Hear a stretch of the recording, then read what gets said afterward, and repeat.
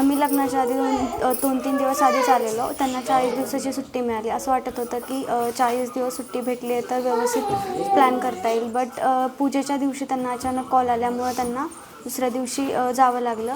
मी स्वतःला भाग्यवान समजते की मला आर्मीमधून मिस्टर मिळाले आणि मी देशासाठी त्यांना प्रथम देशसेवा करण्यासाठी प्राधान्य देईन. मी स्वतःला भाग्यवान समजते की मला आर्मीतला नवरा मिळाला. पहिली देशसेवा, नंतर संसार, हे शब्द आहेत सातारा जिल्ह्यातील एका नववधूचे. हातावरची मेहंदी ही नीट उतरली नव्हती. लग्नाच्या 2च दिवसांनी साताऱ्यातील खटाव तालुक्यातील काळेवाडी गावातील प्रसाद काळे या जवानाला त्याच्या युनिटमधून एक कॉल आला. ऑपरेशन सिंदूरसाठी तात्काळ हजर व्हा. जिथे नवं आयुष्य सुरू व्हायचं होतं तिथे देशसेवेची हाक आधी आली आणि क्षणाचाही विलंब न करता नववधूसह काळे कुटुंबियांनीही होकार दिला. या वीर पत्नीच्या शब्दांनी साताऱ्याच्या मातीचा स्वाभिमान पुन्हा एकदा उंचवलाय.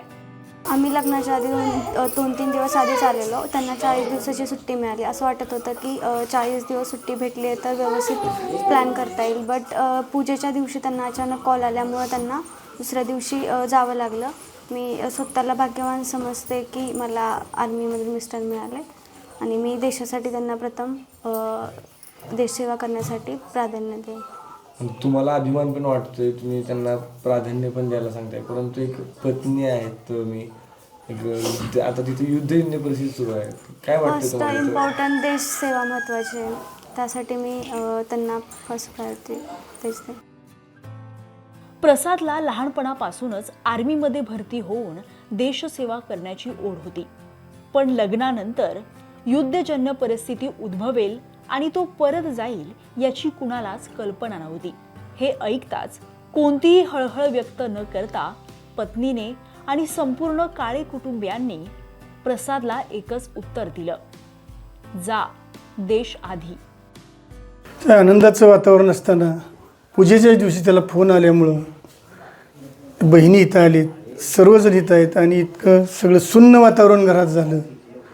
पण विलाज नाही, तो त्याचं स्वप्न होतं भरती होण्याचं आणि तो देशसेवेसाठी जात आहे. त्यामुळे सर्वांनी आनंदानं त्याला निरोप दिला. मग मनात चिंता आहे, टी व्हीवरच फक्त कळतं आहे, तिकडं त्यांचं कॉन्टॅक्ट होत नाही, ते कुठल्या परिस्थितीत आहे हे काही कळू शकत नाही. पण एक फक्त प्रार्थना पण करू शकतो की देशासाठी जातो आहे, देशसेवा पहिली कर, नंतर कुटुंबाकडे लक्ष दे. हे आम्ही त्याला धीर दिला. आम्ही जर खचून गेलो तर तो बी आपल्या पाहिजे असं हुरपानं जाऊ शकणार नाही. म्हणून आम्ही त्याला आनंदाने त्याला लावलं. देश सेवेसाठी जातो आहे त्याचा अभिमान आहे. पण आता तिथं युद्धजन्य परिस्थिती सुरू आहे, मोठ्या प्रमाणावरती हल्ले देखील पाहायला मिळतात. तुम्ही टी व्हीवर पाहत असाल, काय वाटतं ते पाहून? ते पाहून आता काय, घरातील कोणी जेवतसुद्धा नाही, टी व्हीच बघत बसते की नक्की तिथं काय समजू तर शकत नाही. टी व्हीवरतीच बातम्या येतात, ते काही संपूर्ण येत नाहीत. अशा परिस्थितीत पण आपण जर खचलो तर घरातील त्याची नवरीसुद्धा आमची खचून जाईल. म्हणून आम्ही तिच्यासाठी आम्ही सगळी धीर देऊन सगळ्या विमर्शन होत नाही. मला त्याचा अभिमान आहे.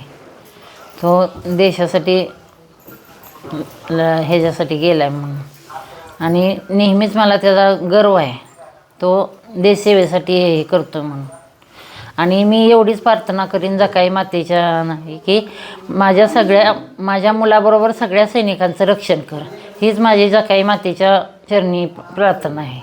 नक्कीच. परंतु आत्ता सध्या इंडिया पाकिस्तान युद्धामुळे मोठ्या प्रमाणावरती इथं दबाव तंत्र किंवा स्फोट वगैरे घडून येत आहेत. आईचं काळजी आपलं झोप येत नाही. मनात विचार वेगळे येतात की बाबा नो काय कसं काय आहे ती.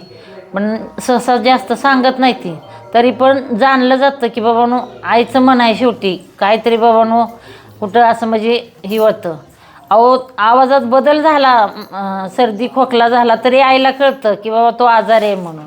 जरी नाही सांगितलं तरी ती आईचं काळजी आहे, आईला कळतं. तो मला किती वेळा म्हणला, मम्मी तुला कसं कळतं ग, तू आवाजावर कशी ओळखते, हे सगळं मला सांगतो.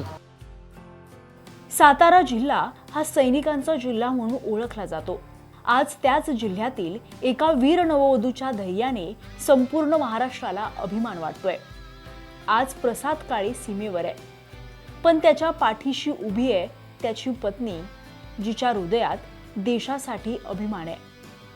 हळदीच्या रंगात मिसळलेलं शौर्य हाच खराखुरा भारत आहे असं म्हणावं लागेल.